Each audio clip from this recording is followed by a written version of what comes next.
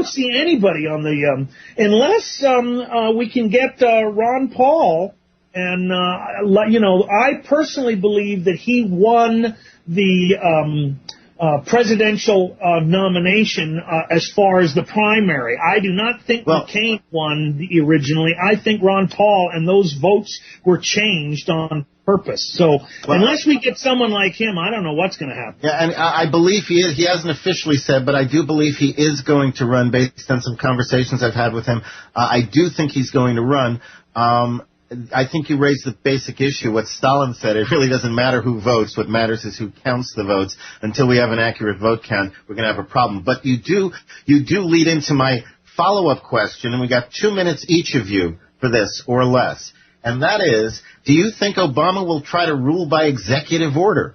And if he does, do you think the House will take steps to stop him? Michael Badnarik. Yes, of course he's going to rule by executive order.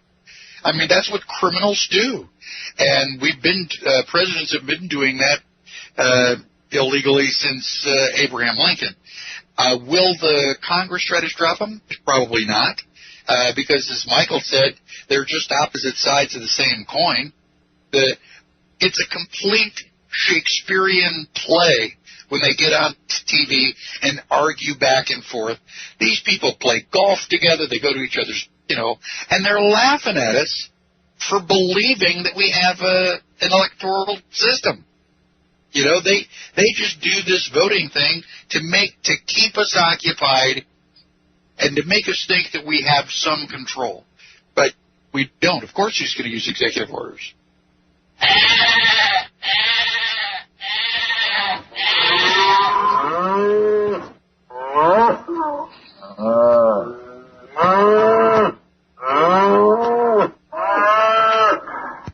We sure get to vote. We sure do.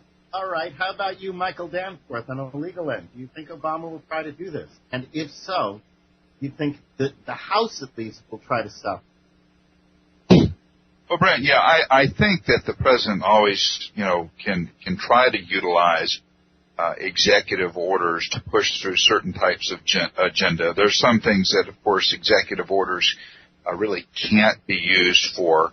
But, the president does have his own personal discretionary budget that he has access to, and through executive orders he can utilize funds. The president, of course, basically by executive order, and certainly not following the constitutional way to execute, say, the wars in Afghanistan and Iraq.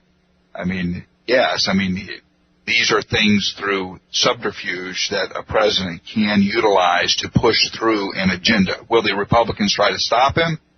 Yeah, I think some Republicans will. I think I do give and have hope for a lot of the Tea Party Republicans that are going to be freshmen and are going to be coming in, and hopefully, somebody that's astute enough will put forth, some type of legislation. But you got to remember, for the 6 months that these guys get up there, they're just trying to figure out where the bathroom is.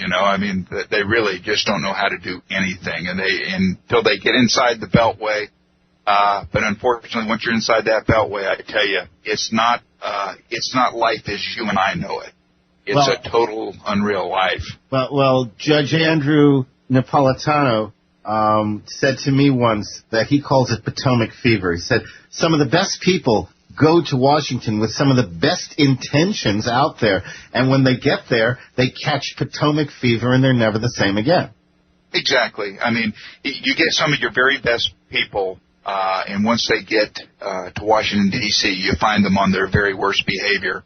And it's unfortunate, but, thank God that our founding fathers saw it fit that the House of the People, the House of Representatives, are reelected every 2 years. So that is your and my opportunity every 2 years to get those guys out. If they don't do what they say they're going to do, we need to use the ballot box, because if we don't use the ballot box, unfortunately, when this goes to hell in a handbasket, people are going to resort to the cartridge box, and we want to avoid that if at all possible. And the truth is that when our founders set up the Senate, it wasn't supposed to be popular, and therefore it wasn't necessary to have the entire Senate redone every 2 years, though. Well, it wouldn't be a bad idea. The states. Actually, that's the reason why originally our founders gave the states the right to select senators. We need to go back to that process. There was a reason for that. That's so that the states have a say. The invalidity of the 17th Amendment is a whole other story for a whole other show. But yes, I agree with you there. Dr. Eliezer, do you think Obama... Same question. Yeah, I think he's going to rule by executive order. Do you think the House is going to try and stop him? First question I would have is, where is it written that the president can write law? As far as I'm understanding, the legislature writes law, and the president either says yay or nay. And the whole idea of executive order is an antithesis to the Constitution, and yet it's being done over and over and over again. And I would be willing to bet in any framework that these executive orders are illegal the way they are being written. That's one thing. The second thing is, again, he's going to attempt to do things. Whether he can fund them or not, that's another issue. Because they can just pull those purse strings away.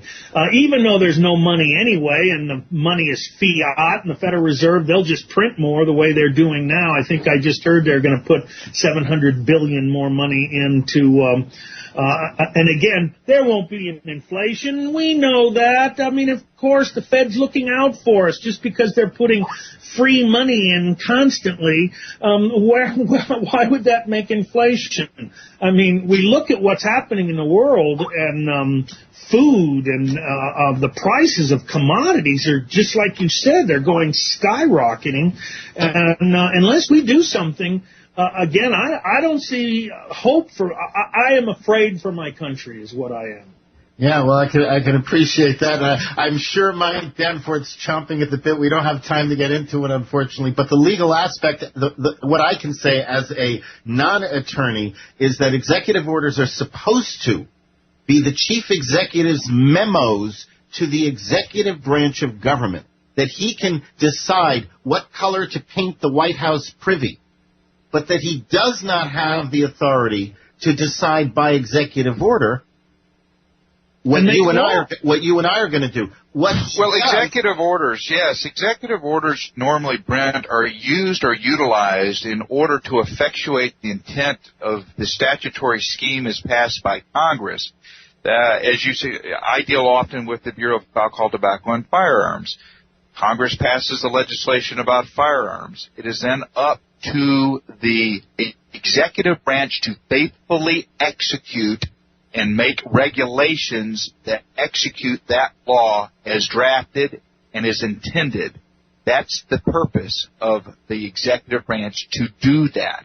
But however, as you and I know, that long after our congressmen and our senators are voted out of office, those 30 and 40-year, bureaucrats are still there.